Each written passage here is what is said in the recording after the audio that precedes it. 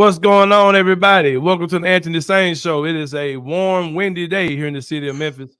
Kenny, it feels like a air fryer set on low outside. It feels like an air fryer and a sauna got together, had a Yeah, man, baby, it's and crazy. said, "Let's live in Memphis, man." Yeah, it's warm and it's windy like it's supposed to be cool, but it's warm outside. So, like I said, it feels like you're inside an air fryer.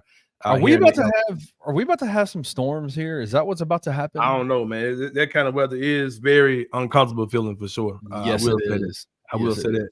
Well, yeah, man, we're here. Episode 91 is live, man. The NBA playoffs are in full effect. Parish Sharkey will join us in the second segment of the show, of course, to talk about those things. We're going to talk about the big game, the big news going on in the NBA. The Minnesota Timberwolves are up 2-0 on your defending champion, Denver Nuggets, man. And I'm dying laughing at Kendrick Perkins, who said, "God bless America" at the end of the game last night, because I hadn't really thought about this, and I'm surprised that I hadn't, because I am a fan of, very biasedly, very unashamed, very unashamedly, I think that's the word, root for American black basketball players. I don't hide that fact at all, right? I hadn't even thought about how this thing is shaping up. But we've seen Giannis is gone, right? Embiid is gone. Right. Hey, Embiid's playing for USA though. Hey, I don't care. Embiid is gone. Jokic is about to get his ass up out of there, man. You know, the big three. You know, everybody's talking about how American basketball is dying. And look at this, man. Jalen Brunson, Jason Tatum, Anthony Edwards. Who else is left? We need to root for Shai Gilgeous-Alexander to get Luka's ass up out of here. Yeah, that's Canadians. That's a Canadian. He's Canadian. We better get his ass out of here. About? Man. Yeah, we got to get him out of here. We're going to let this last little European tournament wrap up over there on that side of the bracket. We're going to get their ass up out of here too, man. Yeah, we getting their ass up out of here. But yeah, USA, man, for sure. I never felt from so the South too, from Atlanta, from Georgia. Yeah, man. Don't play with me, bro. I never felt so patriotic in my life, bro. Yeah, red, white, and blue, baby. Yeah, red, white, and blue till I die, man. Yeah, proud boy over here. But Anthony Edwards, man. Anthony Edwards in beast mode last night. And I'm pulling for this Minnesota team for several reasons, man. And some of them are petty as hell, and some of them are real reasons. Number one, I am excited that the next wave of the NBA is coming. I don't miss LeBron not being in the playoffs. I don't miss Steph Curry not being in the playoffs. I don't miss Kevin Durant not being in the playoffs. This young bunch of dudes is here to stay, man. And as a Grizzlies fan, of course, I feel a way to see a Minnesota team, a team that we feel like we are ahead of, an Oklahoma City team we feel like we're ahead of a couple years ago. Not anymore. Yeah, those teams are here, man. And Dallas as well, another team. You know what I mean? Those teams are here for sure. So I definitely feel a way about that. But I'm not hating on these folks, bro. Like, if Minnesota wins the whole thing, it's exciting to me, because I'm like, okay, we're in a new NBA, man. This is it's possible. It's possible for a small market team to win, keep their young stars, and win. And you're talking about a Minnesota team too. I talked to Christian Ingram about this before the show today. A Minnesota team that doesn't have the jumbo shooting specialists on their team. They just got a bunch of dudes who go out there and play hard, man. They play hard defense. They got guys who shoot some good percentages, but nobody's shooting more than 4 or 5 3-pointers per game on their team other than Anthony Edwards and Cat. You know what I mean? So you know what they got? Say it again. They got a bunch of big dudes who can guard. They got guys who can go out there and defend and play basketball. Yep. They hoop and they defend their ass off is what they do. Yeah, I'm here for all of it, man. I would not be surprised. At this point, you got to have them as the favorites to come out of the West, man. And I would love to see them go up against Boston. This Denver team, go ahead. Boston don't want them, man. Boston, I don't know. It's gonna be a good series, or hey, bro, it's gonna be USA versus USA, bro. That's all I'm here to see, bro. But yeah, man, it's a good series. That's a good team. I don't give a damn about this Mike Conley stuff. Y'all can wipe my ass with that. I don't give a damn about Mike Conley winning no damn championship, bro. I do not care if he wins one or not. I kind of forgot he was even out there last night. Shout out to Mike, but I don't care about it. But like I said, this Minnesota team, they're for real. My brother lives there, and my brother's always been a passive Minnesota fan. He's like, oh, those dudes are crap, man. I don't care. He's a Vikings fan. He's lived in Minnesota all my adult life, but he's on board, man. He's excited about seeing this Minnesota team, and I would be too, man. Anthony Edwards definitely, one of the guys that's the future of the league. And it's funny because I'm annoyed because the MJ stuff is getting on my nerves, because I'm like, okay, Anthony Edwards is a hell of a player. Like, we don't have to we don't have to compare his game to over the dime. Hey man, if you ain't a real nicotine user over there, man, put the vape down, man. Put it down. Man, I've spent a couple of hours outdoors in this sauna / air fryer, and I'm like sneezing my brains pollen ball / pollen ball. Yeah, my bad. I'm already knowing, man.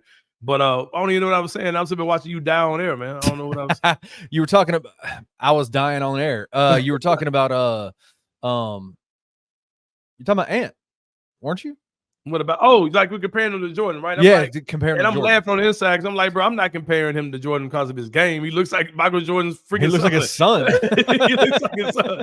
Like I don't care about his game, bro. Like it is crazy because I'm annoyed by people saying like, oh, next Jordan. He doesn't particularly play like Michael Jordan to me, but it's like he looks like Michael Jordan. Like that's the whole thing. Yeah. Like I said, that's a good team. I made comments on Twitter, and I'm standing on those comments too, man. Y'all can get out y'all feelings whenever y'all want. Chris Finch is putting pressure on Taylor Jenkins. You can say what you want. Like the fact that team, I think it's a good thing. Like I said, you see that a team that's around your expectation level, around your talent level, around your age, experience, all those type of things. Right. You're looking like a team that's about to go to the next round of the NBA playoffs. It would be a colossal failure at this point if Minnesota doesn't win that series up 2-0, headed to Minnesota for the next 2 games. But you see a team that's kind of structured the same way you are, man. You know, a team who has a dynamic guard. Anthony Edwards, of course, is bigger than Ja is, better shooter than Ja. But both of their games are predicated within the three-point line for the most part. You know, 2 dynamic scorers like that. You got, guys that are athletic wing type players on that team, young. You got a scoring big man in Karl Anthony Towns, who's a pretty good defender as well. We don't have a Rudy Gobert on that team, but they looked better last night without Rudy Gobert than they did in game 1. So I think that Minnesota team has a lot of things that the Grizzlies can look at as a good thing. But it is putting pressure, in my opinion, on a Taylor Jenkins type coach because the excuses are gone, man. Like you're seeing teams doing what we're saying we can't do. So it's either time to put up a shut up next year for Taylor Jenkins. And I'll throw this question out to you, Kenny Stubblefield, because I had fans saying this last night. They was like, well, you got to see how he looks in the playoffs on a full roster. My thing is, man, it's been my thing with Taylor Jenkins. We need to know whether he's that dude before we go into the playoffs. I'm not trying to find out in the playoffs that he as a coach isn't ready for the playoffs. And do you think that's something that you can find out?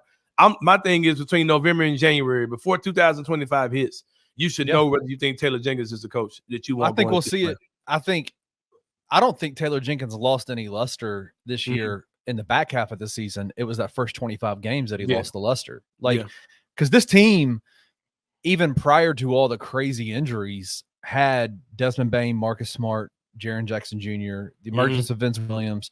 You had guys that were hoopers on this team that were playing, and they were terrible in those first 25 games without Ja. And a lot of that, I think, was a lack of a lack of adjustments being made by Taylor Jenkins to adapt to what they had on the floor. And so, I think absolutely the Grizzlies cannot waste another postseason. You to just test what Taylor Jenkins is or he isn't. If you walk into this season, this upcoming season, the November to January time period, and you still have questions, move on. You know what I'm saying? Like if you got questions about what he is, because now you've got an older roster, you've got all the guys back together. Like this whole narrative about the Grizzlies are not young anymore. No, they're in that perfect. They're entering their prime. Yep, they're entering into their prime. And so, if you have questions about it, you either have to revamp the roster under Taylor Jenkins or get a new coach. Right. And we all know what's going to happen there. And some of the conversation that was had last night was, the excuses already started coming out. Right. It's like, well, they're deeper than we are. Like, dude, they're playing 8 dudes. You know what I mean? And they'll play 9 when Gobert gets back. Right. And some of those dudes who are playing, don't tell me they're like major game changers, right? Like that kid, that Nikhil Walker kid, he's basically he can knock down shots, but he's basically just a crazy defender. He's a crazy defender, 6'5", type guy. Monte Morris. Monte Morris is a backup point. I mean, we're not talking about world beaters here. Yeah, and they got Kyle Anderson, who is the same Kyle Anderson we had, right? And who's been hurt all year. Yeah, it's not like we're going to make at least one. You know, they're going to add at least a big to this team, and I think they're going to find another way to add another type of player as well. So we'll be as deep as those type of teams are come playoff time. I got a question for you before you move on. I'm about to be petty as hell in a minute too, but go ahead. You claim to be you're Anthony Sain. You don't give a shit. You'll say what's on your mind. Mm-hmm. I'm gonna put your feet to the fire on a question. All right, come on. The motherfucker's warm already. I got my shoes and my Crocs on. Let's go, man. You had to start a team. Your GM Anthony Sain. Oh, Anthony Edwards. Yep. Which goes to another thing I'm about to be petty about too. So right now, we had this conversation on Untapped yesterday. Mm-hmm. Right now, you would choose Anthony over Ja to start a team right now? Yeah, I mean, Anthony Edwards is 6'6". They're about the same age. I think he might be a little younger than Ja. Super athletic. He can knock down threes. He can score in the mid range. He can score anywhere on the court. He's not your point guard. You can't put the ball in his hands and say go be the point guard. But I'm starting the team with the bigger player, and that's removing my Memphis bias from the equation. Right. But here's the thing, though. Here's the thing that I will say. With all that being said, Ja Morant's takeover factor is higher than Anthony Edwards. Higher than it by far. Ja to go out there and score. Ja's numbers would be like the numbers that Brunson to put up in New York. He can go off like that. You know what I mean? We've seen Ja's little ass go out there and take over games like that. Against Minnesota in a series. Yeah, exactly. Against Minnesota in a series. It's not a here type thing. It's this, you know what I mean? Like, but I pick Ant because he's a bigger dude. Well, we've seen him more, right? Like Ja's been out for the better part of 2 years at this point, right? Like we haven't seen Ja. I would say this. I answered the question last night. I would choose Ant right now, but you give me a deep run in the NBA playoffs this next year with Ja, then the conversation is much tougher. Yeah. It's some stuff with Ja. It's just like a it thing that I think that he passes Ant in. You about to make me change my mind, to be honest with you. But it's something about Ja, man, that like he's just able to just go to just this crazy level sometimes. And it don't involve 3-point shooting. It don't involve mid-range jump shots. He's just able to just get to the basket and just make crazy shit. So what you're saying is in terms of consistency, in terms of like at all levels, Ant can must do watch more TV, right now. marketability, all those things. But Ja is all of it. Ja has this takeover ability that is I think Ja's takeover ability is in another level because Ja's takeover ability. Yeah. I think people have really forgotten how good Ja was when he was good. You know what I mean? Totally when he was like, you know, going wild a couple of years ago. Another thing I will say is this: shout out to Minnesota because it's been pumped into my head that you got to have a certain level of shooting on your team to be good. And I just saw a team with just a bunch of athletic dudes. They're not particularly bad shooters. Like I said, they're not high volume shooters. Nobody shoots a lot of threes on that team. Team with a horrible half court offense, Minnesota the entire season. Didn't see anyone that resembled Luke Kennard out there. When I say that, I don't mean white guys. I mean guys who like literally Luke Kennard, who don't have his skill set. Matter of fact, I'm not seeing that guy in the entire NBA playoffs. Just to be honest with you, now that I really think about it, there's not a lot of guys like Luke Kennard that are getting minutes right now in the playoffs. But like I said, the NBA draft is coming up soon. If y'all notice or not, I've stealthily been on this Ron Holland bandwagon over the last couple of days. And like I said, I've seen a lot of dudes like Ron Holland showing their ass in the NBA playoffs. Those 6'6", athletic, super switchable wings who know how to rise up in big moments. So hey, I'm just saying, just throwing it out there, bro. Would you rather have a guard who can shoot 45% from the 3-point line with a usage rate of three shots a game, like shooting, or would you rather have a 6'7", 35% shooter who takes 7 or 8, 9, who guards his ass off? What would you rather that guy you said, the second guy, he's ready for those big ass moments, bro. Like, he's ready. He's ready. That's who Nickeil Alexander-Walker is. 100%. You know what I mean? You saw him last night. He had Jamal Murray. He had Jamal Murray in hell last night. That's who Josh Hart is, bro. Ready. Yes. I'm not a shooter, but put me in the playoffs. But I can shoot it when I need to. Put me in the playoffs, bro. I'm ready. Yeah. Like I said, I'm down for all that, man. And I'm saying Ron Holland right now today. It'll be somebody else by the time the actual draft. By the time Sunday comes, by the time when the draft lottery happens, I think our whole conversations are going to change. Then we'll know. Which is so crazy, man. Like, you know, because if you look at like Alexander Sarr, right, and you say, okay, what if the Grizzlies get Sarr? Mike, he's not what we need. Like he's a really good talent. He's an awesome talent, but he's not what this team really needs at the center position. You know, he's like a Jaron Mobley type dude. You know what I mean? So what does that really do? He's like a Karl Anthony Towns type player or whatever. But yeah. All right. So let's say the Grizzlies get the first pick in the draft. You take what do they do? Sar. You take Sar. You take Sar and you make it happen.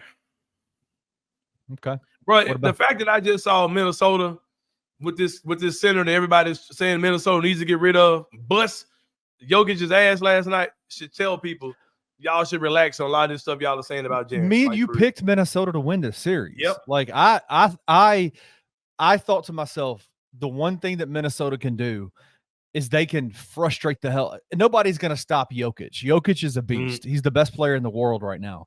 Yep. But what they can do is they can match up and they can frustrate the hell out of him. Yeah. Throwing them wild ass wings with dreads and braids flying there with oh shit. Like I mean, even get me out this. It's crazy to me, man. Like even Kyle Anderson was guarding him yesterday. Yep. Just throwing them bodies at him, man. Not letting him. Minnesota's not letting him be comfortable. They're not letting him stand at the top of the key and get his little sets going and do his little dribble hand off. No, man. No. We on your ass. We on your ass, Jokic. The man shot 9 threes in game 1. Yep. When is the last time Jokic has shot 9 threes in one game? On his ass, man. That tells me that all that told me was that man is uncomfortable as shit out there. And that's why I'm saying Memphis Grizzlies fans should not be mad because Minnesota plays the style of ball that we play. They're a defensive first team. They don't have a ton of shooters out there. And they got a guard that's an alpha that you can get the ball to to make stuff happen. They got an athletic scoring power forward and Cat, who did very well just being the center last night. He's been the center way longer than he's been the power forward. Hey, is there a Rudy Gobert type dude out there for us that you can bring in to do it? Is that Klingon? Is that whoever? We'll see, man. But like I said, this series makes me feel like we're a lot closer to being where we're supposed to be than I just don't know why you go and get like death. They call it death by 1,000 cuts, death by 1,000 wings, right? Like you've got your 2 wings coming more. You're either going to have Vince starting next year with Marcus and Gigi coming off the bench, or you're going to have Vince and Gigi coming off the bench. Why would you add if you have the potential to go get a guy in Donovan Klingon, who is what we know he is? He is who he like. He is 7'4". We know what he can do. We know that this kid he's going to be a pest defensively. He can move his feet. He can set picks. He can rebound the ball. We know exactly what he is. And so why would you go get if you already got, let's say this, you're getting a Gigi. Gigi's year this next year, I still consider to be his rookie year.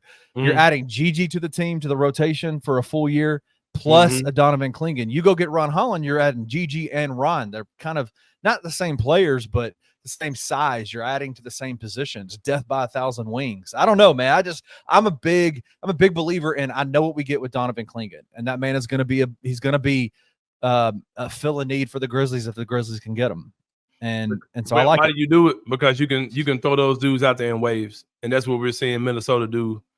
Because as soon as you pull your starters out, as soon as you pull out Kyle Anderson and McDaniels, you're coming right back with Naz Reid and your boy. And but you're doing the same thing with the Grizzlies, though. Alexander Walker. The same thing.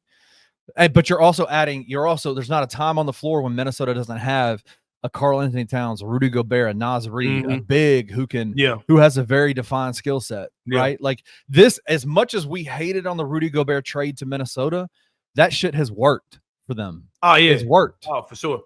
And I'm gonna say this too. A lot of stuff I'm not saying take Holland over Klingon. I don't think Cleveland's gonna be there. And I'm starting to see a few mocks now that have Klingon back in that Grizzlies range. And I don't know if a lot of people who are making these mocks are just kind of doing it just because they're kind of manifesting them to the Grizzlies. But if he's there, I'm taking him over Holland. But if Klingon's gone, I'm not moving down to go get whoever you're talking about. I'm taking Holland. Joe. I'm getting up out of here. Yeah. No, I'm taking Holland. I'm getting the hell up out of here. So yeah, man. Go ahead. If the Grizzlies in the draft lottery this Sunday get the number 2, number 3, number 4 pick, you're getting Klingon, right? Yeah, you're gonna get either Klingon or Sar. I mean, you can't knock that. So if they get 5 to 7, Klingon probably, Sar won't be there. Klingon probably won't be there. I got a feeling the Portland is ahead of us. They're taking Klingon. Yeah, I got a feeling. There's a lot of people trying to connect him to Portland now. Yeah, that makes sense. But we'll see, man. We'll see how it all goes down. For sure. We'll definitely talk with Parish a little bit about that when he comes back. About to take a break, man. When we come back, my man Parish Sharkey is going to be here. I want to sit down with Sain. We're going to talk a lot of NBA stuff, man. We might talk some of this Drake stuff as well with Parish. I know he's a hip-hop head as well as myself. Well, like I said, man, we're about to get up out of here for just a moment. Me and my man Parish Sharkey are going to be here for to sit down with Sain. See you guys in a minute.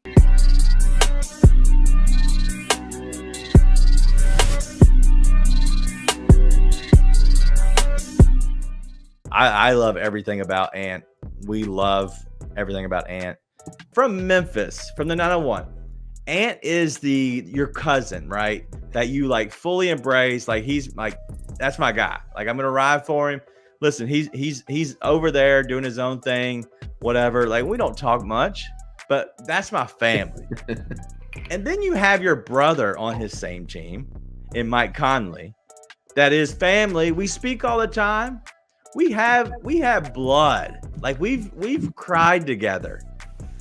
But then they hang out with these other two dudes that normally then you got the in-law. normally we wouldn't talk to. We would never talk to them. But because our cousin and our brother, they might like them, we put up with them. I can't stand Cat and Gobert, but man. Come hang out with Daniel Greer and Nathan Qualls on Grizz 901 Live. Every Tuesday night at 901 live on the Bluff City Media YouTube channel.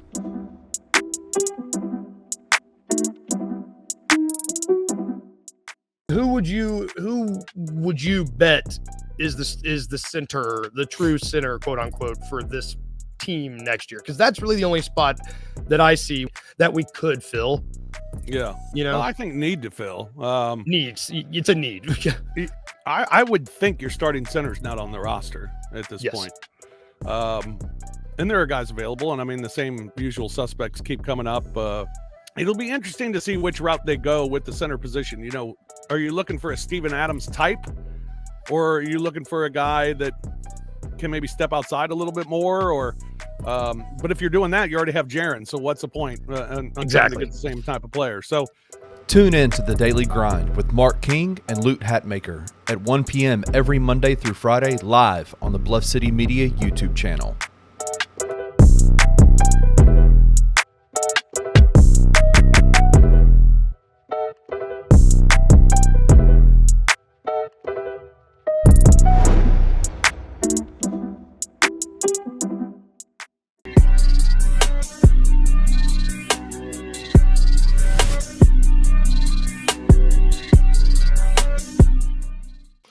All right, y'all. Welcome back to the Anthony Sain Show. Here, my man Parish Sharkey in the building. Parish, what's going on, my boy?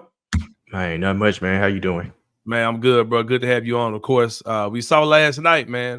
The Minnesota Timberwolves, big win over the NBA defending champions, the Denver Nuggets. And Nikola Jokic out there looking like a bum. Jamal Murray out there crying, looking like his fellow Canadian Drake out there on the court, man. It's interesting you said bum. Kendrick Lamar first dissing like that. He kept saying bums, all of them. Yeah, man. But I'm super excited about it, man. Shout out to Kendrick Perkins. I joked with Kenny about this in the first segment. Kendrick Perkins put "God bless America" at the end of his tweet. American basketball is up right now, man. American basketball is up right now, man. Embiid is up out of here. Giannis is up out of here.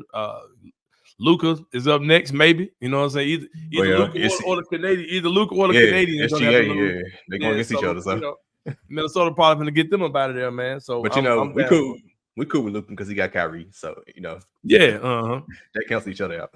Jason Tatum is up. My boy, out of New York. That's all American dudes, man, over there. Yeah. So Jalen Brunson, of course, has started that team. He was the point guard for FIBA basketball. You remember his name now? Trying to do better, man. Trying to do better, represent my Americans out here, man.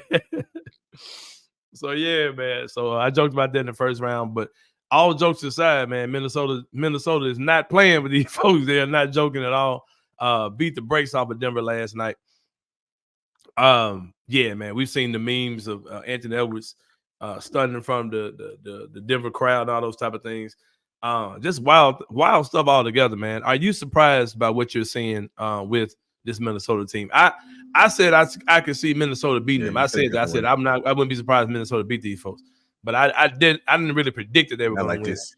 Yeah. So what are your thoughts about what you're seeing right now? Yeah, I'm surprised because you remember last week we had predicted. I think you had Minnesota, and like you said, you had to win it in 7 though. Like it was a good series, right? I picked Denver to win it like 6 or 7, and the main reason was I didn't know if Minnesota could win once or twice at Denver, and they proceeded to win twice. So yeah, definitely a shocker. Especially how they beat them yesterday. That was they were about 30 plus. They ended up winning by I think 26. And it was just that game just got away really quick. They about to get them up out of there. Without Rudy Gobert too, Rudy Gobert looked good in game 1, so it wasn't like they're just that much better without him. I do wonder with the coaching. You know, Chris Finch got hurt. He's still on the sidelines in his crutches, and the assistant coach is kind of. I wonder who's really like. I guess is he still calling the shot? The coach is laying it, or is he letting the assistant coach do his thing? I wonder how that dynamic is going, and that's if they're doing it with that dynamic.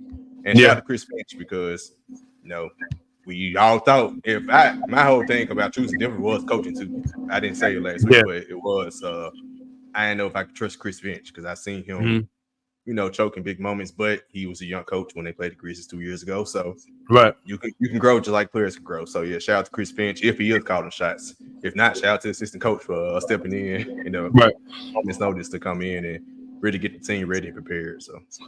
Well, I'm gonna spin off of this conversation about 2 Grizzly related things. I was a little active on X last night. I threw out that seeing what Chris Finch is doing immediately puts Taylor Jenkins on the hot seat, and a lot of people came out to his defense. Gabe Kuhn, host of On the Bluff here at Bluff City Media, he came, pretty much in defense of Taylor Jenkins, and other people came as well. Where are you at on that, man? The way I see it, bro, like.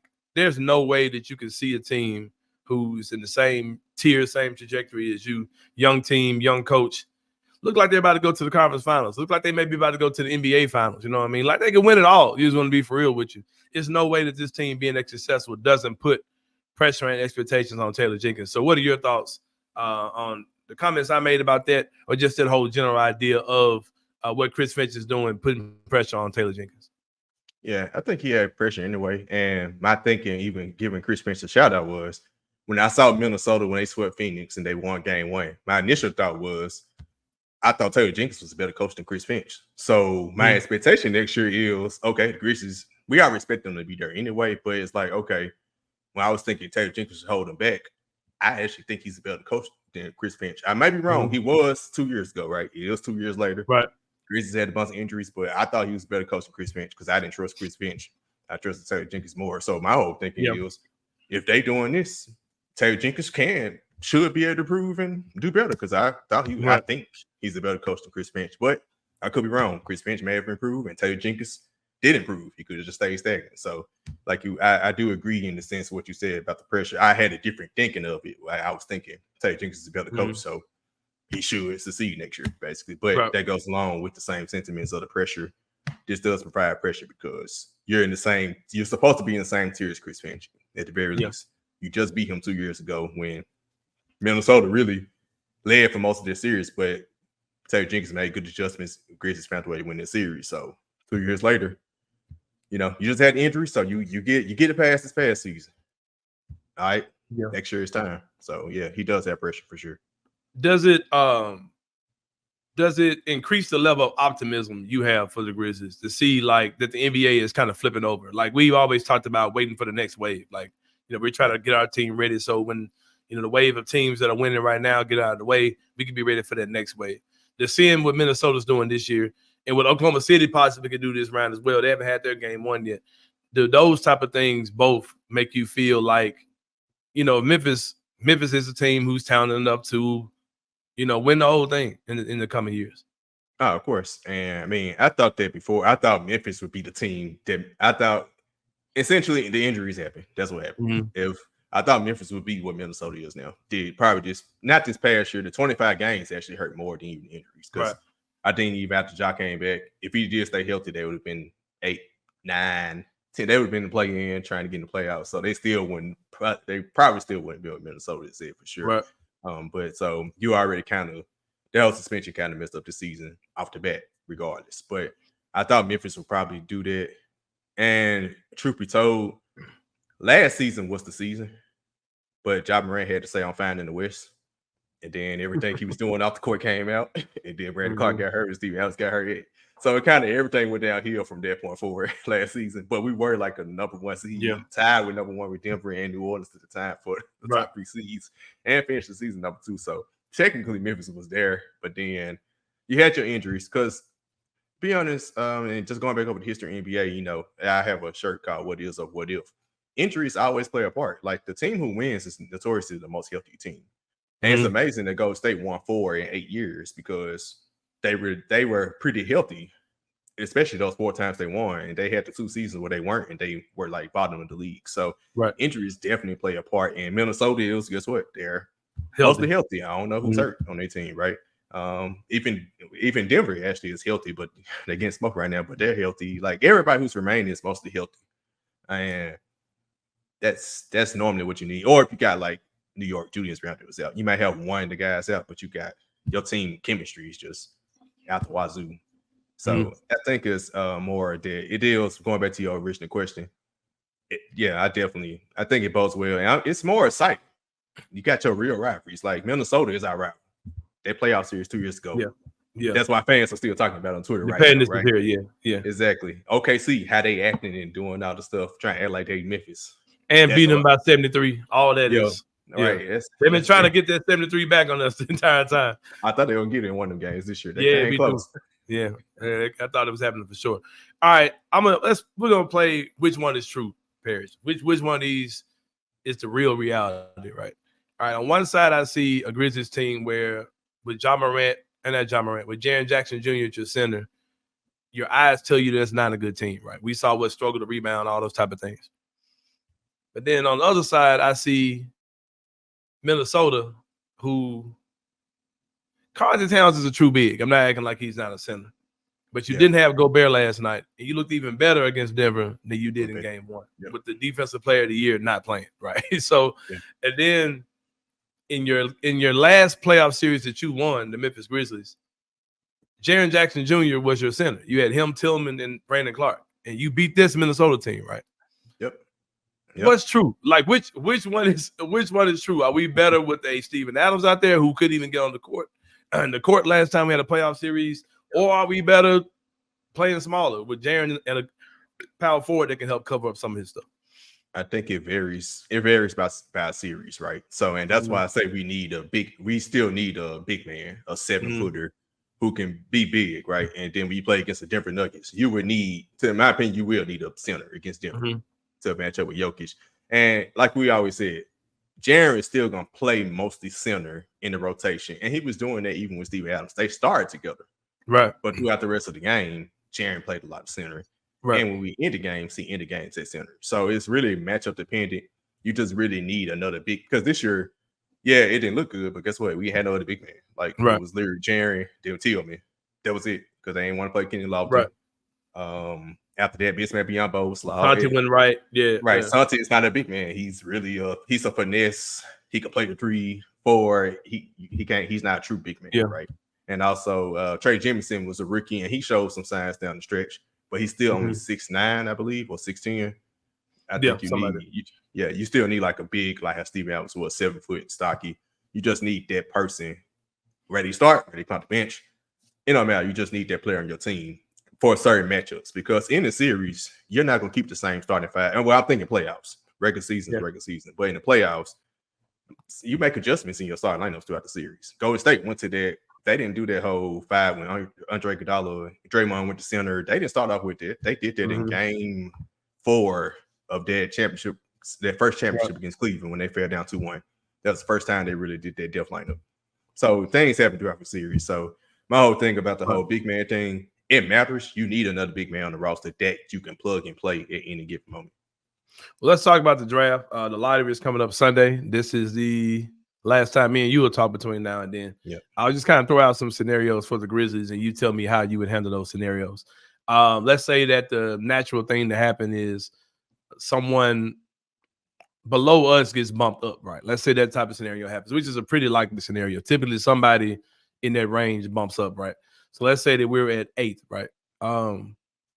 Let's say that you talked about the need to get a big man, right? Let's say that Donovan Clingan is there at 8. Do you take Donovan Clingan at 8, regardless of who else is there?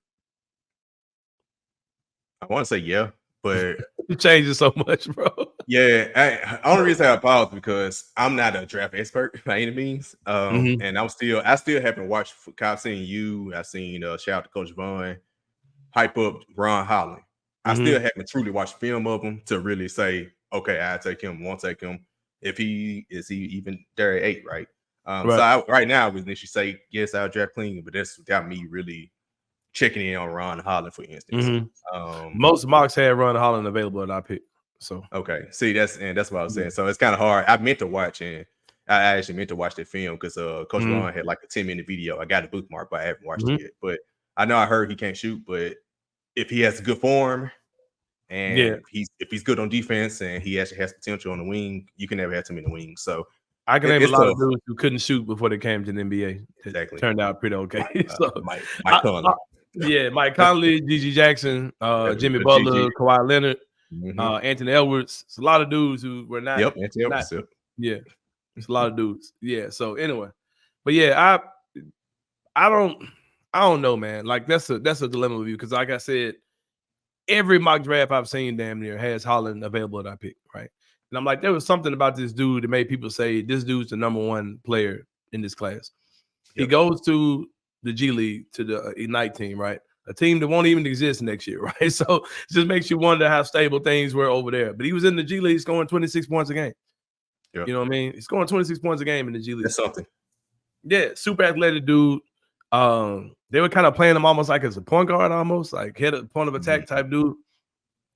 But man, like when you see the playoffs, those type of dudes have a place in the NBA. Defensive first guy, can get to the basket easily. Jump shot, like you said, the mechanics are not bad on this shot at all. I think it's about 6'6", 6'7". Like those type of guys are typically guys that are winning players in the playoffs, bro. You know what I mean? And I think there's definitely something you have to look at. And the only reason why I'm taking such a hard look at him is that I don't think Clingan is going to be there, man. I talked to Kenny about this. I think a team like Portland is going to take Clingan if he's there. You might have to get in front of Portland and get some lottery luck to get a guy like Clingan. And do I like Clingan? Yeah. I mean, could I be sold on somebody else? Yes. Yeah. Are there other routes to go get another big man that can kind of do what we need him to do? Yes. Like, do we need, you know what I mean? Like, who was Isaiah Hardenstein before he was Isaiah Hardenstein? You know what I mean? Like, he was the guy that was on the Clippers bench. He was a reserve on the Clippers bench. He got the opportunity and playing time, and he's doing his thing. And I'll go back to that too. We talked about that on Christian Ingram's show. Go check that out. No Bluffing podcast with Chris Ingram and Evan Hayes. Go check that out. I was on their show, and I talked about it. I said, man, it's so hard to figure out because you look at Isaiah Hardenstein, right? Somebody said, okay, we're going to get Isaiah Hardenstein. He's going to be the center to solve all our problems, right? Isaiah Hardenstein is averaging 6 rebounds a game. Josh Hart, the team's small forward, the 6'4" guard, really. Hey, man. He's averaging 12 rebounds a game. Like, he's out-rebounding him.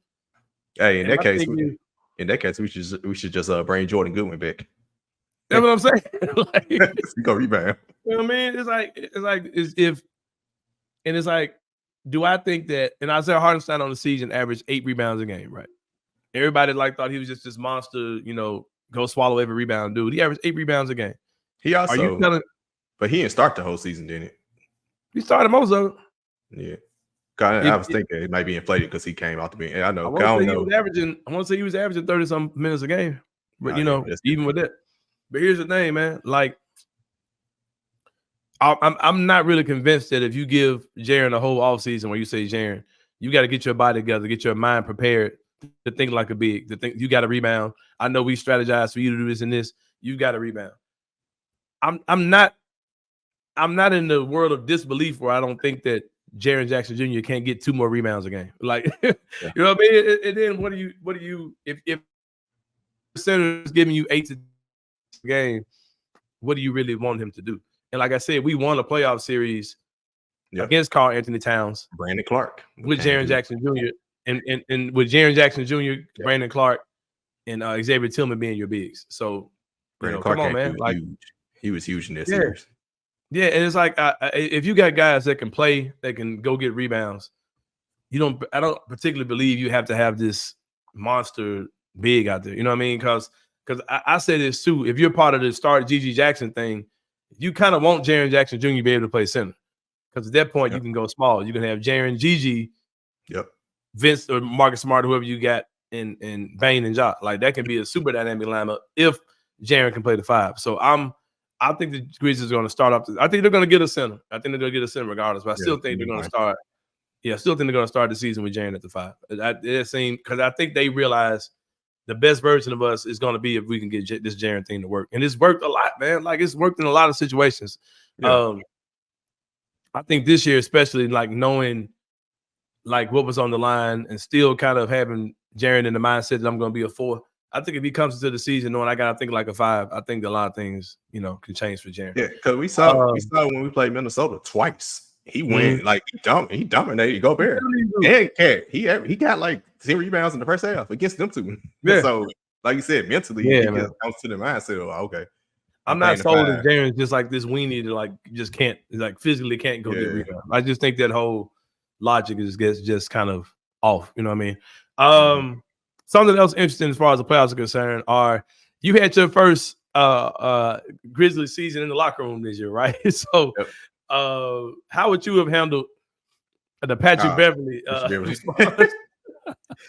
No lie. So I saw comments and people was like, why nobody checked him for that? I was like, I was trying to think of us in the locker room, right? We in the locker room scrum. I was like, I don't even know what I would have said. Like, what I'm gonna tell him to like, I ain't really much you can as a media person.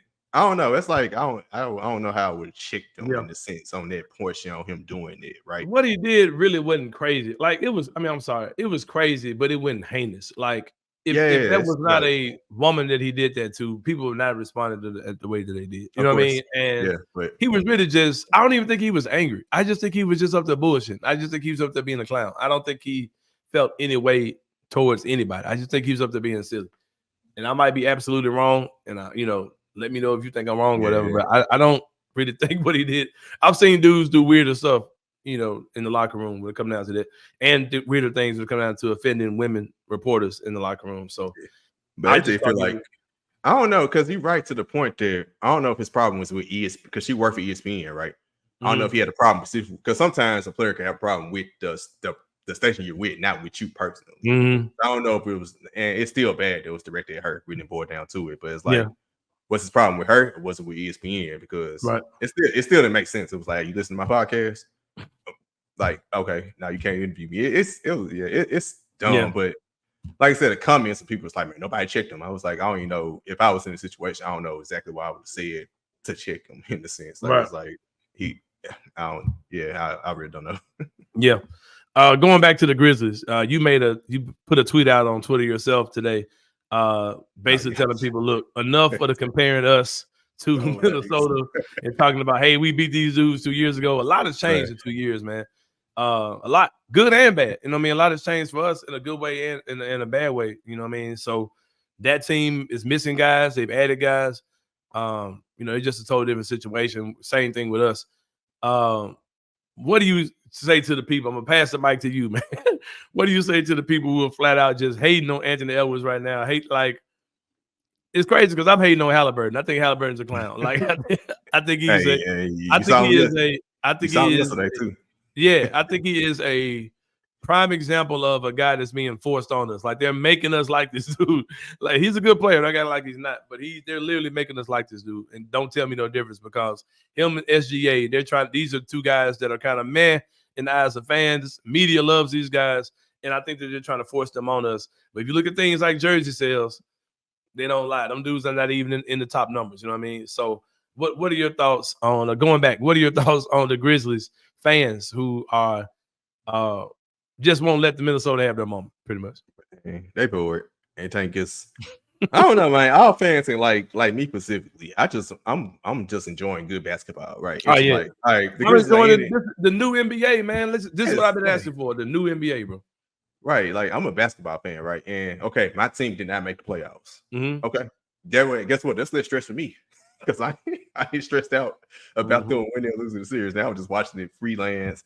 I'm not really worried about the Grizzlies until Sunday, until I know what we actually picking on Sunday. And then after that, then I start thinking, okay, who we picking?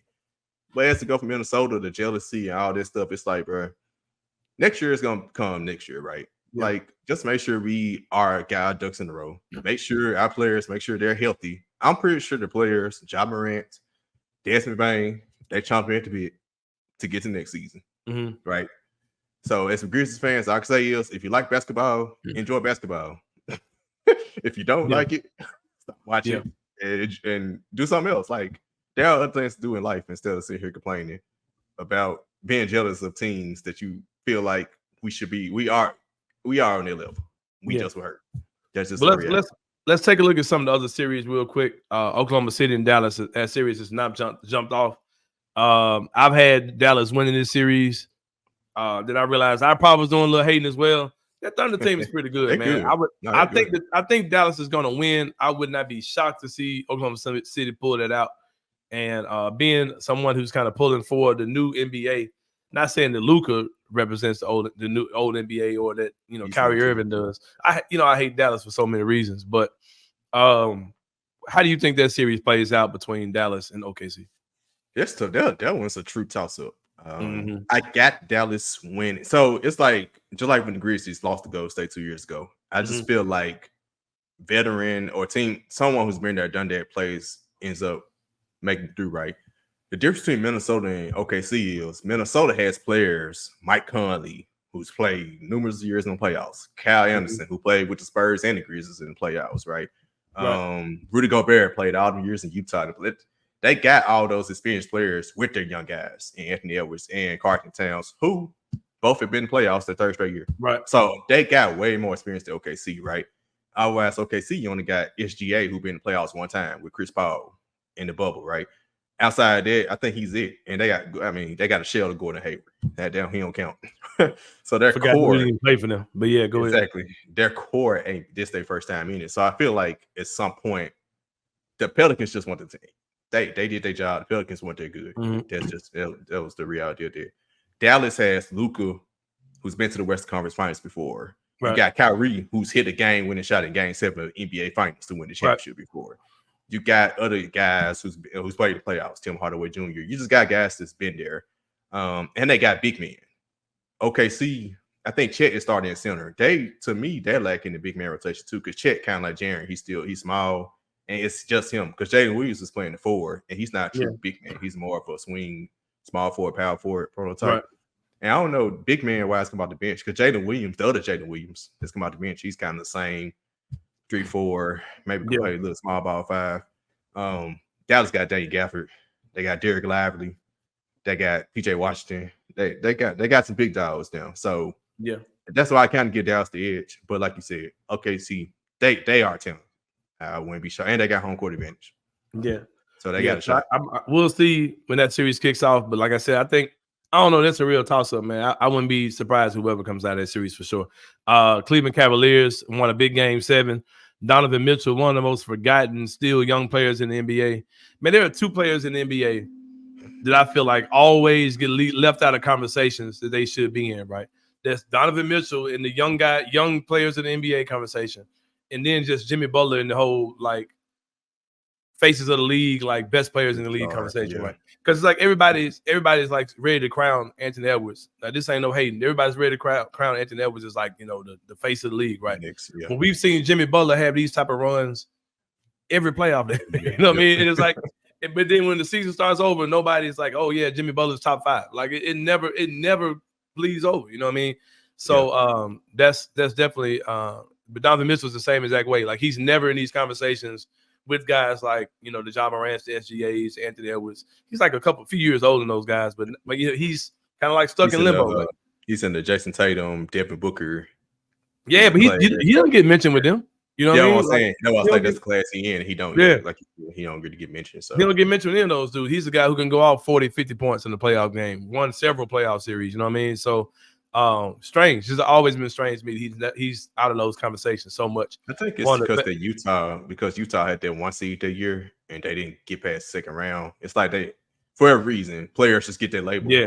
And it's like he was the best player on the team. Like, okay, you talking about one of the better like shot makers, mid-range guys, 3-point shooters. Like he's a hooper, bro. Like for real. Like it's crazy. It's crazy he doesn't get more recognition for what he does.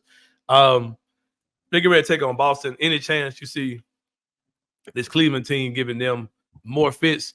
And also, what's going on with Mobley, man? What's going on with my boy Evan Mobley in Cleveland? That's why I got Boston winning it pretty quick. So now my guys pretty hard away. They think Cleveland. I think two of them picked Cleveland to win the series, if I'm mistaken.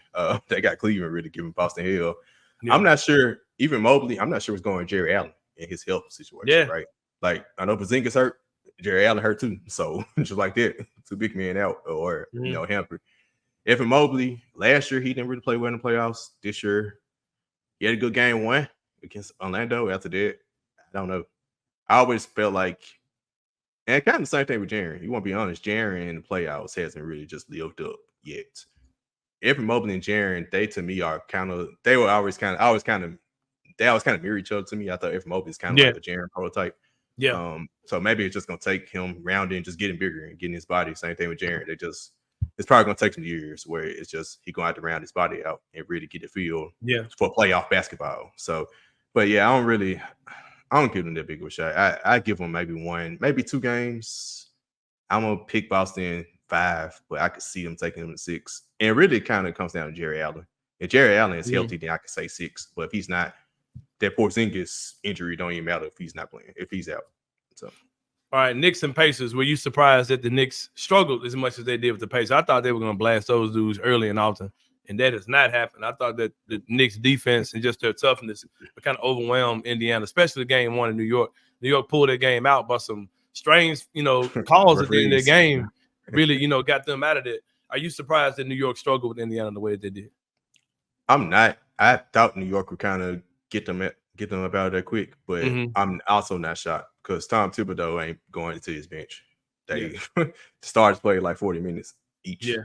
At some point, you're gonna tire out, right? So and Indiana score. Indiana's a scoring machine. Like I don't care how good on defense you are, they can score. Like they can light it up.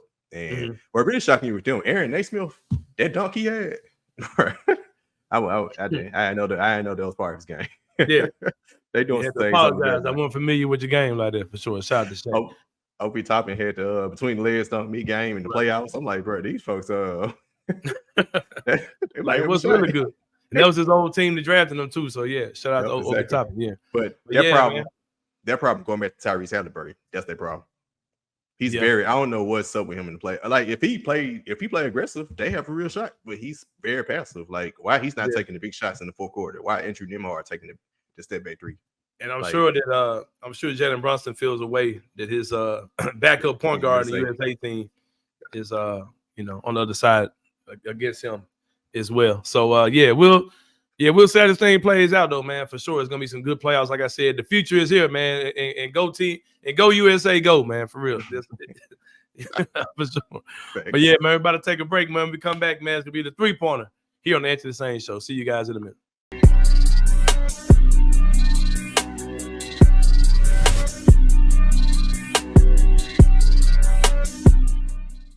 Right now, it looks like they lost out on Jaden Quaintance, so that's over with. They need some bigs, but if the NIL package is what they were saying it was going to be, exactly, and the fact that he's 17 years old and may need a little bit of time for seasoning, it just felt like it was a little bit too much to overcome in his recruiting process. He lands at Arizona State where he can have more of a hold on a roster. Of course, he is supremely talented, probably will be a lottery pick in the NBA at some point.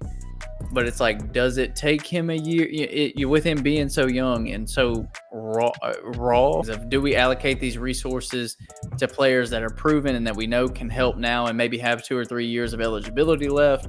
Or do we allocate them to a 16, 17-year-old 5-star that is a little bit more of an unknown because you just haven't seen him play at this level yet? So Tune in to On the Bluff with Christian Fowler and Gabe Kuhn every Tuesday at 12 p.m. on the Bluff City Media YouTube channel. How much of it do you think is David Jones' potential return, not return? How much does that affect a guy like Bamba committing? I think the two of them can play together side by side, but ultimately it's going to affect somebody on this team. I think it's a good sign that he has not entered the portal, given the new, even graduate transfers have to enter the portal by May 1st. But it would not surprise me to look up after, I don't know when all the pre-draft stuff is over, but him officially come back and then somebody deuce out because they were like, oh, I thought I was getting sort of a more starting role, potentially playing 25, 30 minutes a night. Now DJ's back, and that's going to take somebody's potential PT away. Ultimately, it may just really be him wanting to take all of his visits and see what ultimately is the best situation for him. Tune in to Tigers Untapped with TJ Willis and Trey Lasley every Wednesday at 3 p.m. on the Bluff City Media YouTube channel.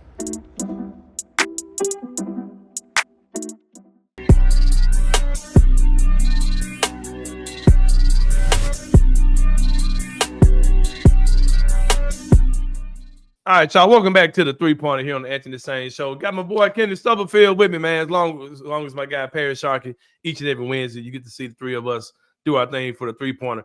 We're gonna open this up, man, with an interesting story that I've been keeping my eye on, and that is Angel Reese inking a deal with Reebok, man. Shout out to Angel Reese. You heard a lot of talk about, you know, when Caitlin Clark got her shoe, right, and everybody's talking about why doesn't Asia Wilson have a shoe? Yeah. And pause. Asia Wilson, fine as hell with the silver hair. I don't know. There's a grandmama fetish I got. I don't know what I got going on with her.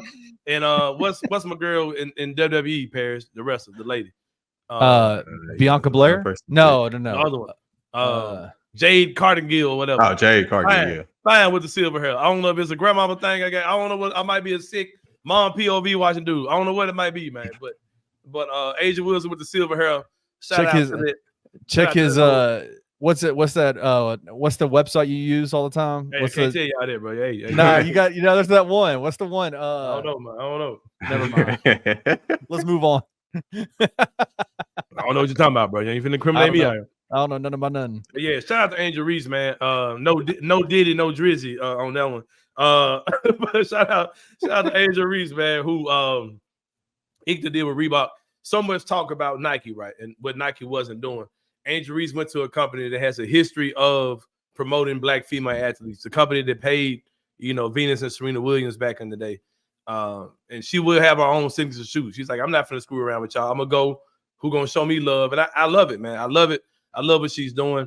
And I hate for people who say, well, okay, this kind of negates all the people talking about the amount of money these ladies aren't making in the WNBA, right? Everybody's not Angel Reese. Everybody's not Asia Wilson. Mm-hmm. Everybody's not these ladies who are able to get these deals. So shout out to Angel Reese for being able to get that deal. But it's still an issue what these ladies make when it comes down to it. Even though they're just playing a few months of summer basketball, pretty much. That $70,000, salary just, ain't it. But shout out to Angel Reese. Think she's gonna have an amazing year. Shout out to her taking advantage of her marketability. Hey, did you know Barbie? Did you know that Shaq is the president of Reebok? Yeah, he's been there for a while, a couple years. Bro, Shaq has his hands in a whole lot of stuff, bro. Like, what does he not have his hands in? I don't know. Shout out, that's a good question. That's the real question with them. Yeah, that's what's up. Yeah, see, Shaq is a real boss, bro. Like for real though. But yeah, number 2, man, crazy stuff, crazy comments. We talked with Parish in the earlier segment about the playoffs, right? And last night, the Minnesota Timberwolves had a big win over Denver. Something that game kind of was overshadowing that game was a little bit was the possibility of Rudy Gobert not playing last night. And so often here in the 3-pointer, if there's anybody's podcast that gets more attention than in this segment of the show than Gilbert Arenas podcast, you let me know what it is, because we talk about something crazy that came out of Gilbert Arenas' mouth so often in this segment. Yeah. The last thing he said was basically he doesn't understand why Rudy Gobert would miss this game. And his quote was, and I might be misquoting this, the gist. The baby will be there when you're done. Oh no, there ain't no misquote. And he also said something to like, what can you do? I mean, you go see the baby's asleep, the baby's attached to a breast. Like, what are you really there to do or whatever? Yeah, Brandon Jennings co-signed. Yeah, I think that's absolutely crazy. Gilbert Arenas, you tripping big time on that. Shout out to Rudy Gobert, the birth of his child, and being able to see his his team get that win. Hey, can I be honest with you? Yeah. I'm be completely blunt. I had the same thought when I first heard Rudy wasn't going to play. Like, why? Why would he not be there for his kid? I get it. Listen, I'm a father of two. I'm cool, but like, I get it. Like, I get wanting to be there, but I'm like, bro, this is the playoffs. But I was surprised he didn't play at all, though. I will say that. I thought for sure, because the rumor was they were going to try to get him there and play the second half. I heard he tried to. Yeah, they tried. I think something happened. Yeah. What stopped him? Like, where was they were playing? Like, where was it? He was in Minnesota. So the baby was born in Minnesota. Mm-hmm. They couldn't. Something happened with the flight. I think something with the weather flight. Something along those lines. There was a weather issue. You got a private jet out there? With the private jet specifically, that's what. From what I heard, it was something with the jet that it wasn't going. I ain't mad at that man for missing that, man. Because no. And that was up 1-0. It feeds my agenda of Jaren Jackson and some other bigs to be all right if we don't have a name brand center. I think we'll be okay. Like, it feeds my agenda to see Denver beat the hell out of Minnesota beat the hell out of Denver with just Karl-Anthony Towns and Naz Reid. Like, I'm down for all that. So is there anything that either one of y'all could do in your life that you would miss your child's birth for? Is there anything? I can't think of much at all, bro. Nah. And Parish ain't had one yet, so that I wish that your wife would choke you. I was still saying, Oh, this is a good opportunity for me to tell y'all a story about me and Gabe's mom, right? Oh man. When Stephanie was pregnant, she had toxemia, right? And toxemia is basically your body getting sick because of the baby. Long story short. Hope that definition didn't offend anybody.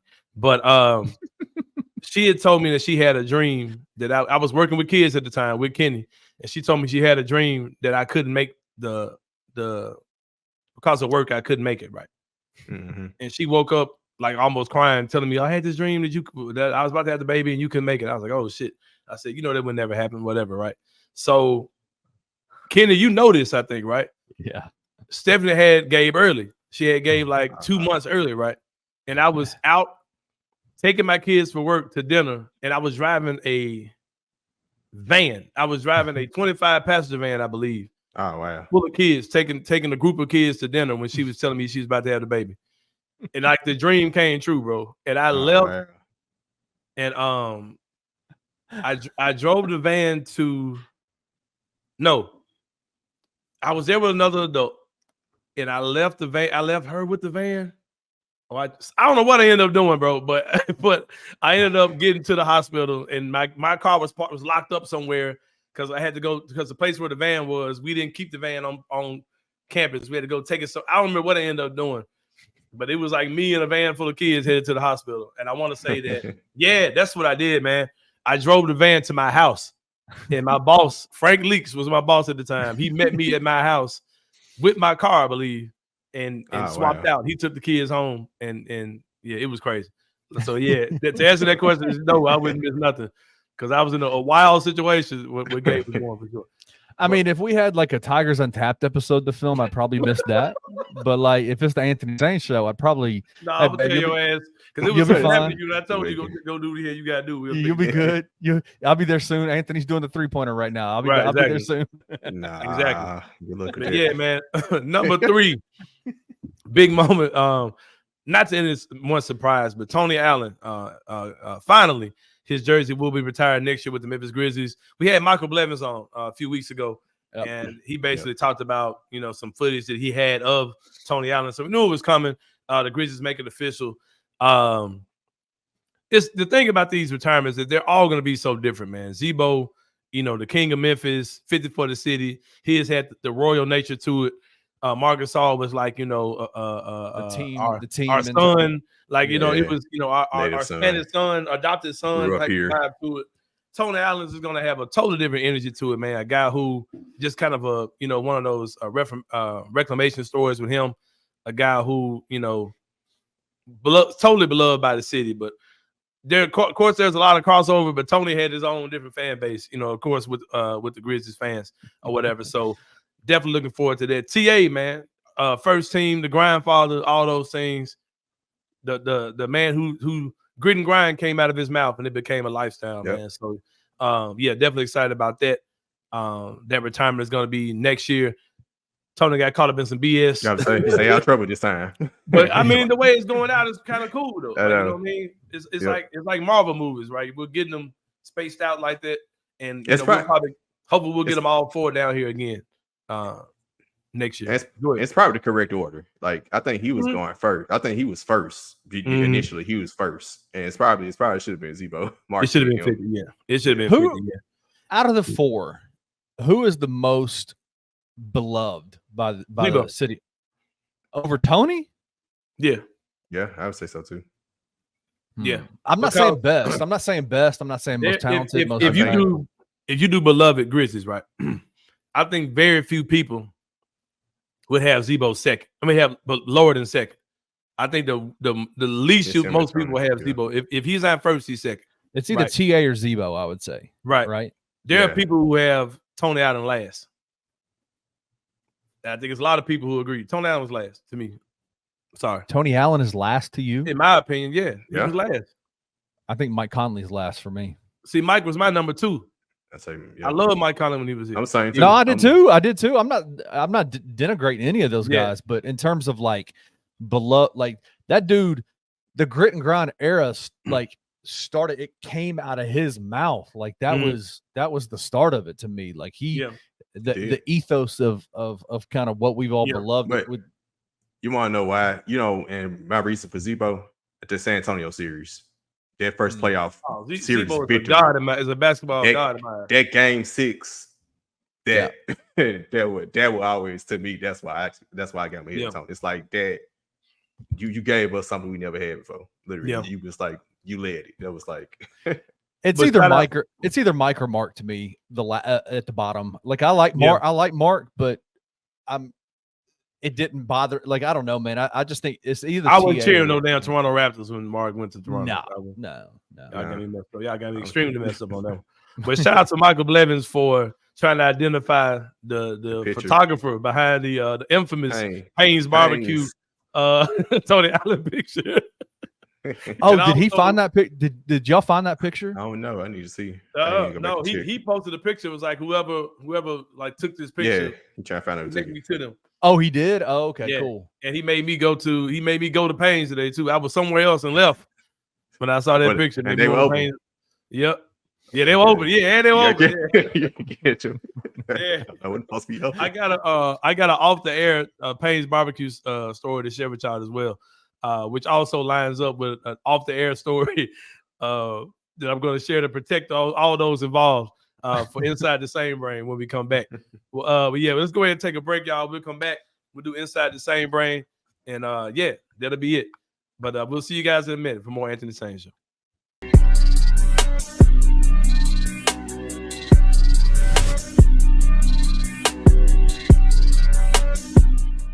Cat, I finally was able to kind of I think nail down what it is we hate so much. All right. About Cat. Mike Conley, that's the kind of guy that we fell in love with as Memphis basketball fans. Right. Like, dude, he is going to steady the ship. He's going to keep it here. Like, no matter where the waves are going, Mike's going to make sure that ship gets through the storm. Karl-Anthony Towns is the Kroger bag that got loose in the middle of the storm, and you always know exactly which way the wind's blowing. I can look at Karl-Anthony Towns' face, and I know exactly if things are going good or going bad for him. Like, that dude is going to give you every theatric. The dude could star in Wicked. I swear. He's out there just doing pure theater. He is going to be the guy that if they're losing or he's playing bad, or if they're winning but he just got a foul, you're going to know just by looking at his face. You don't have to watch the play. And we hate that. Right. We can't stand it. Come hang out with Daniel Greer and Nathan Qualls on Grizz 901 Live. Every Tuesday night at 9:01 live on the Bluff City Media YouTube channel.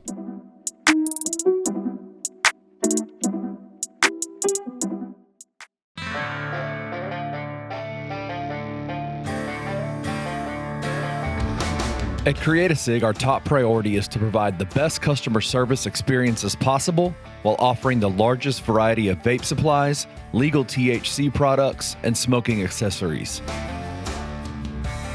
Our trained sales associates are here to assist any and all customers to help them find the best products available.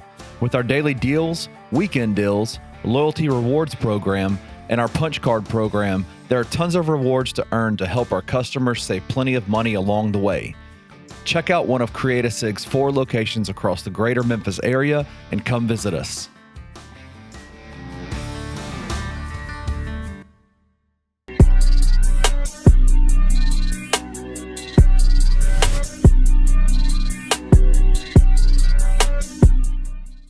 All right, y'all. Welcome back to the Anthony Sain Show. Time for Inside the Sain Brains, brought to you by our good friends at Create-A-Sig, man.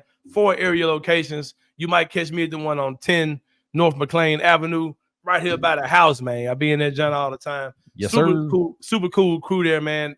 Chris is the manager, whether Chris is there or not. They love to see you. They recognize your name, recognize your face, know you by name, whatever you might need, whether you're a vet in the Delta 8 or the nicotine vaping world, or you know, a novice. They're gonna take you by the hand. They're knowledgeable. They can give you everything you need to know when you get into that category. I love going in there, man. It just looks like a smoke shop is supposed to look, man. It just, you know what I mean? Even the employees, they look the look, they talk the talk. They just, Yes, they do. you just feel like you're in the right place, man. When you go inside of Create-A-Sig, I go in some places, I don't want to ask no questions. Hey, just give me this. They're But, super friendly over there, man. Yeah, all you gotta do, over there, man. Yeah, and they make you feel, because there's still a lot of negative taboos about especially the legal marijuana products like the Delta 8, you know what I mean? And they make you feel comfortable purchasing those type of things for sure. And it's not some stuff you're buying for some corner store. High quality products, man. You know, hey, you're feeling like you can go home and live your life the next day. I've had some bad, cheap Delta 8 products that had me feeling horrible the next day. They keep the good stuff, man. Recognizable brands over there. So go check them out at Create-A-Sig. Like I said, 4 area locations. Create-A-Sig, check them out. And you might see me in there. Matter of fact, hit me up, slide in my DM. I might pop up there with you. Make sure you're straight. Show you man. Show you those Sain Asylum packs, man. Yeah, oh yeah, the Sain Asylum pack, man. Pick that up. I'm tripping. Sain Asylum pack. You get a vape, you get a pre-roll, and you get gummies. The nicotine pack. Ken, you know you the man who got to talk about that all the time. You get this. You get the wave bar, 10K wave bar. You Yeah. get nano kits. You get any juice, salt nick, 30 mil. 60 mil theories. It's great, man. All the stuff in here that you see on the screen, man. Man. Pick it up. If you're a novice and you want to learn, man, these wave bars are perfect to get acclimated to it. But I'm a vet and I still love them. So go for it, man. Have a good time. Yeah. Good stuff at Create-A-Sig. Y'all go check it out. But Ken, I'm gonna tell you a situation where you might want to need some nicotine. You might want to need some Delta 8, man. Yeah. Wild weekend. I'm not sure if I know this lady on Facebook or not, but she was telling a story about a situation that happened at a restaurant here in the city of Memphis. I'm not going to say the place. I'm not here to bash these people while they get to pass judgment. Yeah, I'm not here to bash these people while they're getting their shit together. Have you seen the Keith Lee video of him eating some food and it was nasty? Have you seen it? I've seen a few of those where he's like, I'm going to try to. It's probably the worst food I've ever had. I'll just be honest. Has Keith Lee kind of fallen off a little bit? I hadn't seen him around very much. No, I fool with Keith Lee, man. That's my guy. I like Keith Lee. Yeah, Keith Lee's falling awesome. off with me, man. But you know, you're a slave to the algorithm, so yeah, that's right. You see whatever they put in front of you, right? And if you got a 10-year-old son like me, your algorithm is all kind of jacked up. They think I want to see a lot of nonsense. All right, anyway, this lady, I'm gonna give a quick summary of. Now, I may be misinterpreting this. Like I said, I'm not gonna mention the restaurant, but picture a scenario, Kenny Stubblefield, where ladies. These attractive ladies are all sitting at a table, right, enjoying each other's company, right? And they have another friend that's on the way that's a lady as well, right? So some guy comes over and he says, "Hey, you lady." I'm just creating a scenario, kind of, right? Right, of course. Like for those of you who may know this lady, I'm telling you now, I'm making up a scenario in my head, right? I'm filling in the blanks, right? So this guy comes over, he's probably talking to them. Oh, you ladies are beautiful. Let me buy y'all a round of drinks. Next round on me. We just having this conversation, right? So they order a round of drinks, right? Right. So the guy leaves, right? And then when the other friend that was coming gets there, there's a commotion because they're arguing about the guy left, but he didn't pay his tab. He didn't pay for those drinks that he didn't pay for this round of drinks he ordered. He said these drinks are on me, and then dipped. Then dipped, right? When they weren't on him, basically. Oh man. So the people in the restaurant, they're upset. The owner comes out. He was like, "Yeah, somebody got to pay for these drinks." And so the lady, the last lady that comes in, she's like, "Look, I walked into some crazy shit. I'll take care of it. We ain't gonna argue about this. Shit happens. You know, we're gonna move on." Right. And then more nonsense ensues and argument on the parking lot, all this type of stuff. From what I remember. From filling in the blanks on what who was the argument between? The argument was between the owner of the the bartenders, the owner of the restaurant, and the patrons, which were all ladies. The guy was gone. Okay. And I called my friend, and I'll tell you who I called. I called Jillian Melton, who's one of the co-hosts of the Sain Asylum podcast. And she works in the hospitality industry. She's been a bartender forever, one of the known bartenders in the city of Memphis. Jill is excellent, right? I said, so Jill, like, how would this happen on your shift? Right. And she said, well, first of all, she said, I'd eat it. She said, I as a bartender would have to take that L. And it's like, I'm not confronting anybody about paying for anything. I said, for real? I said, I would have expected a totally different answer from you. She said, no. She said, because first of all, as a bartender, you have to have awareness. Yes. Like if you're at a table, you've been, or waiter, server, she said, you have to have awareness. Like if you've been serving the table and some new individual comes to that table and orders drinks, that's an automatic flag to me. Okay, are you creating a tab, sir? Like, pay attention. Have you created a tab? Do we have a card on file? Yeah. She said, because that's something that that's just a move that people do. And it said whether that was a novice bartender, novice server, or whatever. Right. That makes sense. The issue goes to the server. And I was like, okay, cool. But it just seems like people would run that game all the time. Like, what's stopping me and my friends getting together and me saying, hey, round on me, and then I leave. Then all my friends like, oh, I didn't even know that dude. And then we just get around and we meet up and say, hey, we got over on Restaurant X again. You know what I mean? Right. Like, what's right? And but like Restaurant X needs to change their policies then. Honestly, if that's what's going to happen. Right. So what would you do? Like, let's say you're the restaurant owner. Would you believe this story from these ladies who say, hey, I didn't have anything to do with that? Like, this guy ordered drinks for us. We drank these drinks. Because my thing was, I'm like, bro, if y'all sitting at this table and y'all drank these drinks, somebody pay. I don't care where the courtesy was. Somebody's paying for these drinks. Like, I'm not gonna let this dude just leave out of here. I'm taking the side of the restaurant. So where are you at on it? I'm kind of taking the side of the ladies, man, because like the question is, they had already built up enough of a tab. They had probably eating, they were probably drinking. They had their own tab already ready to go. To me, that seems like I'm big into learning experiences, right? Like you take an experience and you learn from it, you grow from it. And so if you're a restaurant owner or a bartender, the response is, hey man, we know there's going to be some kind of like, these things are going to happen. The bullshit's coming. You gotta be aware of that. It's got to be built into your financials that man, some loss is going to happen like that. But this is a learning experience, right? Like that bartender should have absolutely been in communication with that guy and said, okay, cool, you can do that, but I'm gonna need a card on file for this tab in particular, for this round of drinks. And so for me, I would say, I would choose to believe that these women were telling the truth, that yeah, man, we've already spent money on our own tab. This guy came over, offered us drinks on his tab. I'm going to choose to believe them and say, okay, from this point moving forward, here's the learning experience for my workers. So who's the biggest winner in this situation? Who's the biggest winner? Yeah. I don't think anybody's a winner, man. Well, maybe those ladies are because they got free drinks out of the situation. They didn't because their friend paid for them. That's true. That's a good point. And she ain't had hypothetically, right? Like we're still doing a hypothetical. And the dude who left was a clown, bro. That's a clown.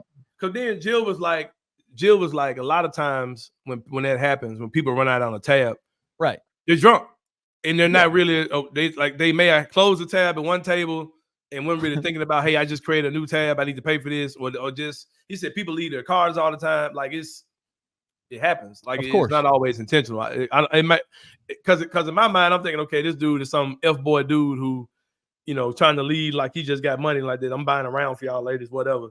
And none of them probably was biting what he was, the bait he was throwing in the water. So he's like, all right, I'm going. Y'all got it. So, that's wild. That's a clown move. How often do Is that a move that in your No. single days you would have gone and bought a round of drinks for people like that? Like, No, is that something? no. I would always go out to places like that mostly by myself, and I would just engage in a lady with a conversation. I don't have to come talking about. Like, but flash. if I'm gonna sit there, if I'm about to have a drink anyway, I might purchase your drink if we're sitting there having a conversation. But I'm not leading like, hey, go put that table's whole round on me type. No, get out of here. That seems kind of a weird flex, Yeah, right? I'm gonna tell you something else. I ain't saying nothing wrong with it. I'm gonna tell you something else too, man. I'm glad we're talking about this because we can kind of transition as we wrap up the show here with Inside the Same Brain. In my times of, I have a lot of people. I don't particularly call my friends, but like in media, working in media, I've encountered a lot of white counterparts, right? Right. I've encountered a lot of white guys I hang out with, whether that's Kevin Cerrito or whoever, you know what I mean? Just, guys I've hung out with over time. And something that I've always found to be true, and I tell people all the time, when I hang out with white people, I've yet to buy John Harden, another white guy I hang out with. I've never paid for a beer when I hang out with white people. And they was like, well, they said, yeah, because I said white people always take care of a round. It was round on me. Like y'all fight for the round, right? Black people, we ain't with all that, bro, because I've never paid for a round. Like I've never paid. If you're like, well, you supposed to pick up a round. Hey, I usually leave before the time. You're talking to the man who don't buy tickets to nothing. You don't buy tickets to. I'll go as long as it's free. I ain't buying no ticket. Not on FC. Hey, I'm a fan. Why? Because I don't go. I don't pay to go. The biggest one to me was Drake. The biggest one to me was. Hey, that would almost happen too. If Drake had came to Memphis, I'd have been at the concert for free. Oh, I know you would have been, but that's hilarious though. Like, hey, Tiger football, they take care of it. Tiger basketball, they take care of it. Hey, I'm not going. I'm not going if I ain't going for free, bro. I can't do it. That's right. It just so no. Like that. So break that down for me, man. White people buying rounds. What's up? That is the thing, right? I think folks just like to take care of people sometimes, man. Just take care of people. It's not a black name. It might be though. I don't know. I might just be cheap, like because I've never. Yeah, I mean, I've had my black friends pay for drinks before. See, y'all didn't had them keeping around too long. Like I'd be gone by the time that second round come around. That third round might be on me. I'm out. You start to read the tea leaves. You're like, I'm gone. This next round's coming up, man. Everybody's looking at me. This thing going clockwise. Yeah. We're going right now. It's going. Anthony starts moving chairs. Yeah, we go to the bathroom and come back and sit before the line starts. Go to the back of the line. Hey, scoot over, bro. Let me get right here. Hey, scoot over, man. Yeah, man. But yeah. Yeah, I got you. Yeah, exactly. I got you next time. Hey, I'm out.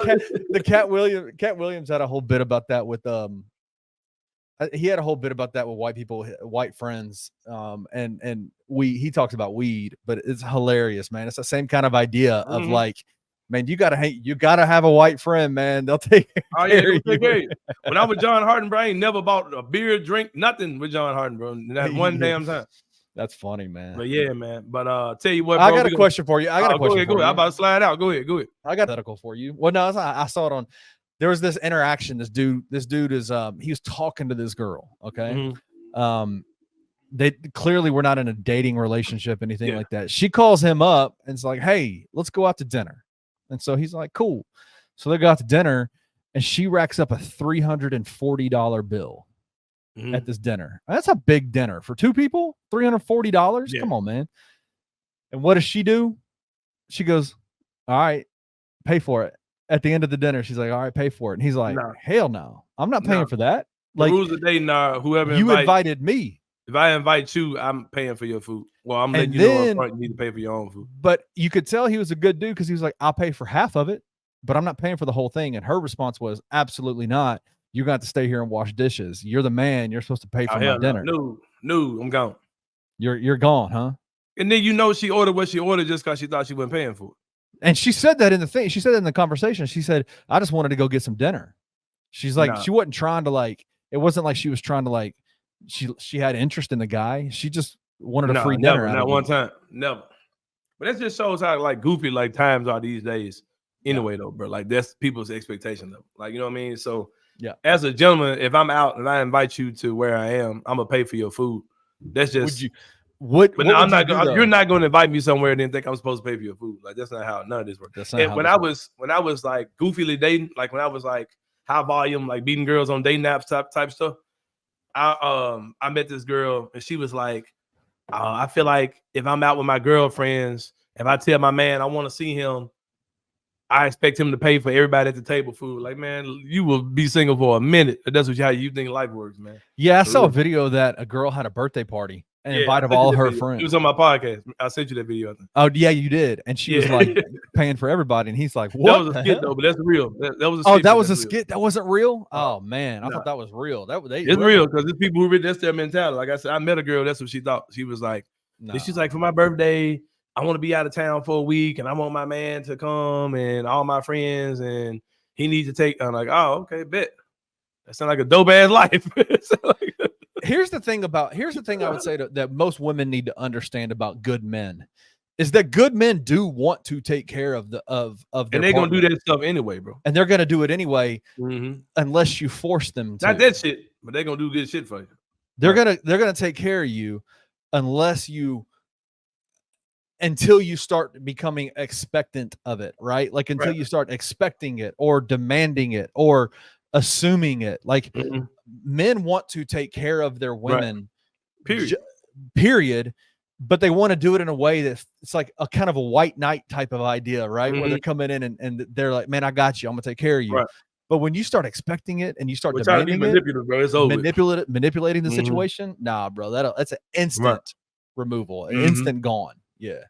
Right. It's just like, and to that particular girl, I said, the girl was telling me about like, you know, if I ask my dude to pull up, I expect him to take care of me and all my friends' food. I said, oh, okay. I said, well, if you call me up, I would say, hey, what's your name? Quita, that's your name? Quita, who did you sleep with last night? You got his number? Why don't you call him and see if he'll pay your food? Call him in. I'm sleeping with your friend, not you. So call Terry. Tell him to come, you know, take care of that tab for you. There you go.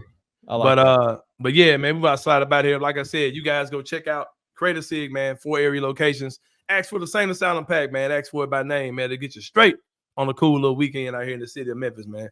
But for Kenny Stubblefield, for Parish Sharkey, who was on earlier with us today, we'll see you guys next time. See y'all Friday, and stay on today. Tigers on tap coming on after we come on at 3:00 today. Check them out, man. Good Tiger stuff. The seasons are over, but it's super exciting time to talk about Tiger stuff. Recruiting stuff is picking up. Tiger football stuff is picking up, especially on the recruiting end. They got a lot of dudes, man. Striping up a lot of dudes out here, man. Hey, and if you are a fan of Brevin Knight and Rob Fisher at 10 a.m. this morning, the Night Court episode 85. If you ain't go watch it, go back and watch it. The first show that they did with BCM went live at 10 a.m. today. Go check that out, man. Show them some love over there. Do it. Yeah, man. We're about to slide up out of here, man. Until Friday, man. We'll see you guys. We up out of here. Thank you for listening to the Anthony Sain Show. If you enjoyed this episode, leave a rating and a review wherever you download your podcasts. Also, like and subscribe to Bluff City Media's YouTube page. For comprehensive coverage of Memphis sports, head over to www.bluffcitymedia.co and find out how you can become an insider. We will see you back here next week.